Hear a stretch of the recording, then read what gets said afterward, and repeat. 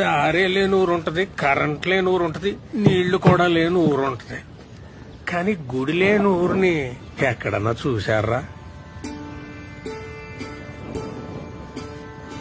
ఉండరా ఉండదు కదా. ఉండదు. అలాంటి ఊరే ఉండదు.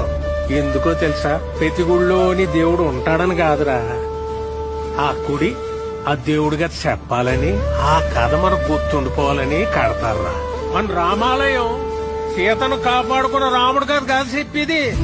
అలాగైతే అది ప్రేమ కథ మాత్రమయ్యేది కదా. ఆహా, రాముడి సమస్య తనదనుకున్న హనుమంతుడి కథ. ధర్మం వైపు ఉన్న రాముడికి మేమున్నామని నిలబడ్డ వానరుల కథ. అధర్మంపై గెలవడానికి యుద్ధం చేసిన సైన్యం కథ అది. అందుకే రామాయణం లోక కళ్యాణం కోసం జరిగిందంటారు. ప్రతి భజనలోనూ చెప్పుకునే ఈ కథ ఏదో ఒక రోజు మనకు ఉపయోగపడాలని చెప్తాం. ఈ రోజు అవ్వాలరా.